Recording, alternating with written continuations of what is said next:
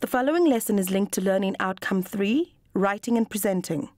It addresses the assessment standard that requires learners to demonstrate planning skills for writing a specific purpose, audience, and context. Learners should be able to research topics from a variety of sources and record findings. Learners should also be able to locate, access, select, organize, and integrate relevant data from a variety of sources with guidance. Learners should also be able to convert information from one familiar form to another, such as from a graph to a paragraph.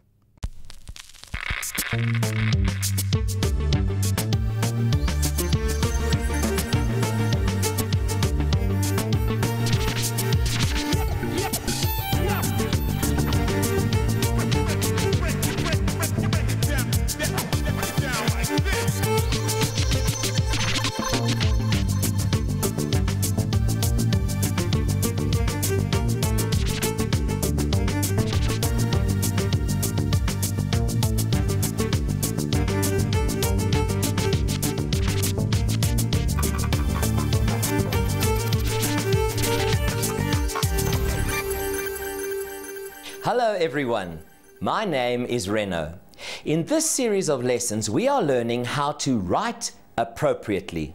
In our previous lesson we learned how to distinguish between creative and transactional writing. Today we are going to learn how to gather information from different sources to add color to our compositions. When you are asked to write something, the first thing you need is something to write. In order to write, you need ideas, and very often good ideas are not spontaneous. They don't just arrive out of nowhere. It is up to you to gather information from different sources to make your writing more interesting. So, today's lesson will help you by giving you some ideas about how to gather information and where to look.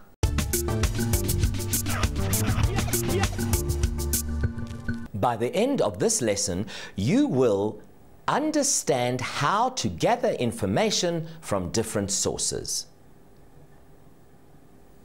Okay, so why is it important to go to different sources to find information when you think you might have all the ideas in your head already?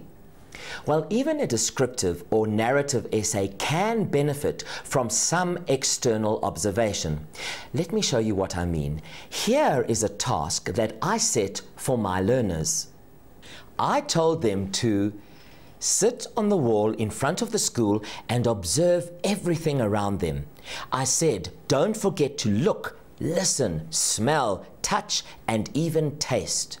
They were then told to make detailed notes in preparation for an essay to be written in class the next day. The idea of an exercise like this is to inspire some fresh observation, some real observation. It is your job to discover something new, not something you've thought about before. Now you might think that my learners wrote identical essays the next day.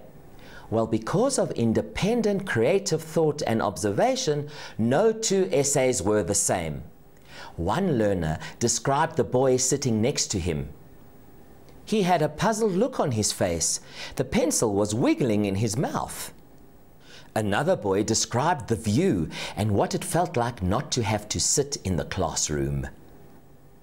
It is good for all of us to gather original information, to observe what goes on around us and make notes of what we see and hear.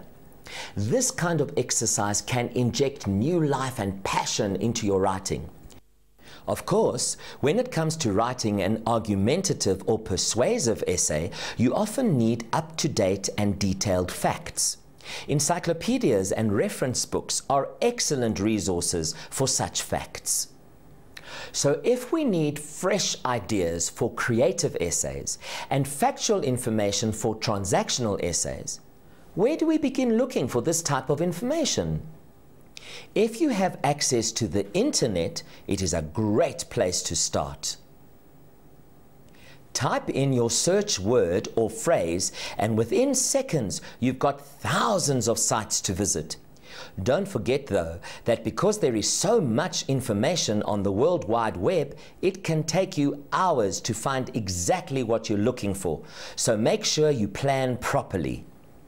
Also, when you are conducting your research, remember to pay careful attention to the source on the internet. The information on the internet is only as good as the person who typed it in, so try to stick to reliable sites hosted by respectable organizations.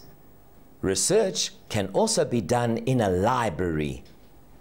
You will also find a lot of information at your local library contained in materials such as encyclopedias, newly published articles, magazines, and reference books on a particular topic. Other than the library, another place where you will be able to find information is in print material, such as newspapers, articles, letters, books, and magazines. This is an easy source because you can even do it at home. Now, where else would you look for information? Personal observation is also useful for research. Often, teachers ask you to interview members of your family to gain different perspectives on the subject matter. Your older relatives will have witnessed certain events and will have had experiences that you can learn from. You can interview cousins to get opinions, and you can ask your parents and older siblings about work experience, love, relationships, and divorce. The topics are endless. Once again, close personal observation will make your writing more realistic. Listen to people's conversations and take note of how they speak. Make sure you know how different people express themselves. For this next part of the lesson, let's focus on how to gather information for transactional writing. Now, before you can gather information, you first have to work out what type of information is needed. Let's do this together by looking at an example of an exam question where we will have to determine what type of information we need. Write a letter to a pen pal overseas describing some aspect of the Cricket World Cup in South Africa. To do this well, what specific information do you think you will need? Well, it would be helpful for you to know what games were played, how did individual players do, what were the scores, and if you decided to write to someone in Canada, for example, you might like to comment on the Canadian team's performance. So we can see that even a friendly letter can benefit from a bit of information gathering. Now, what if you were asked to write about a business transaction? Well, you would need information about that business transaction in order to write effectively. And a bit of business experience would also help. For example, if you had to write up the minutes of a meeting, it would be helpful to have sat in on a real meeting as if you were the secretary. By doing this, you will get a feel for how it is done. The same thing applies to writing reports. Information and experience would help you to write a more believable report. You may be asked to write a report based on something that is applicable to your own school experience. Like this: the school would like to start a tuck shop. Interview grade 11 learners about... Now, what would you interview them about? Well, I would include the following information: whether they would support a tuck shop, times of opening, and possibly what stock items they might like the tuck shop to sell. Now let's see what information we would need and how we'd find it if we were asked to write a business letter. Here is a possible topic. Write a letter to your local restaurant asking for a holiday job. What kind of information gathering does this letter require? Well, among other things, you will need to know the name of the company, the name of the person who deals with the area you are writing about, and the address, including the postal code. How would you go about collecting this information? Well, one phone call or visit to the restaurant is probably all it would take. Make sure you get the correct spelling of all details. As you can see, there are many different ways of writing, but all of them will benefit from new or extra information. Now remember, we have learnt that there are two important things that you, as a serious writer, need to know.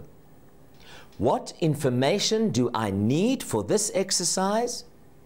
And where is the best place to gather this information?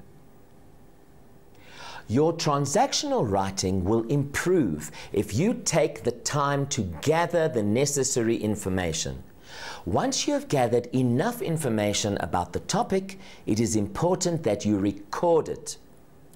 In our following lesson, we will be learning how to record our gathered information so that our writing becomes more creative and original. Till we meet again, goodbye.